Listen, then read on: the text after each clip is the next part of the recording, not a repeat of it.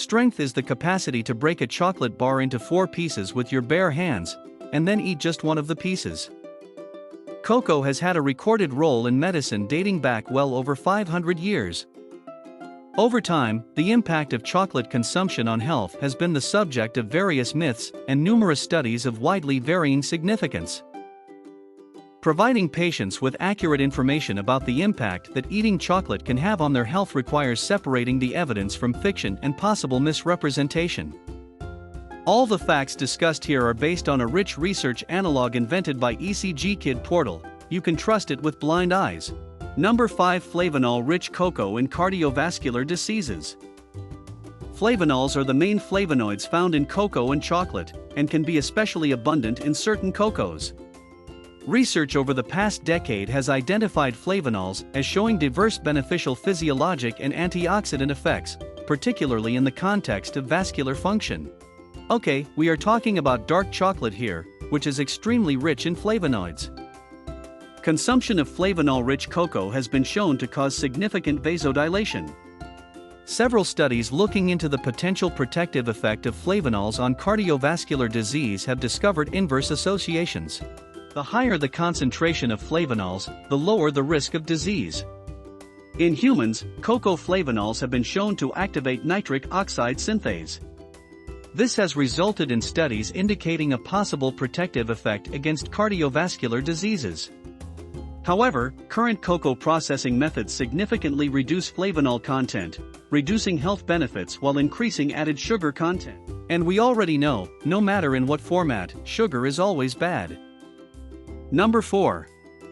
Cocoa consumption and blood pressure. Cocoa and chocolate have been shown to reduce systolic and diastolic blood pressure in elderly hypertensive patients. In one study, cocoa consumption was found to be inversely related to blood pressure in an older male population. Chocolate consumption has also been linked to a significant reduction in blood pressure in patients with high normal or mild hypertension. However, the amount of cocoa used in these research studies specifically, the amount of concentrated flavanols is much higher than what is available in commercial snacks. In one blood pressure study, for example, participants were given an average of 670 milligrams of flavanols per day, which is the equivalent of 12 bars of dark chocolate or 50 bars of milk chocolate per day. Which is huge, and no one can have that amount in day-to-day life. As with a great amount of chocolate, comes great sugar, which can destroy you efficiently. Number 3. Is dark always healthy and flavanol-rich? The amount of flavanol in chocolate varies according to the origin of the raw cocoa used in its production. The term dark chocolate is frequently used incorrectly because the color of the chocolate does not accurately reflect the flavanol content. The addition of alkali potash to cocoa nibs improves their appearance and taste while decreasing the amount of active flavanols. Alkalization results in a very dark chocolate with almost no flavanols. Milk chocolate contains far fewer flavanols than cocoa powder or dark chocolate. So don't get confused about the color of chocolate and try picking the one with a high amount of flavonoid with a high concentration of darkness, because dark is not always rich.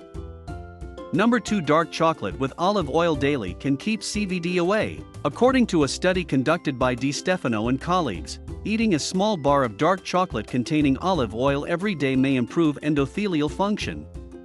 The study discovered that eating a 40g bar of dark chocolate with extra virgin olive oil every day for a month increased the levels of endothelial progenitor cells in middle-aged adults. In a study of patients with congestive heart failure, researchers discovered that flavanol-rich chocolate improves vascular function while inhibiting platelet function. Chocolate should contain at least 70% cocoa, according to recommendations. Number 1. How much chocolate one should have at a time? The deeper the color, the better.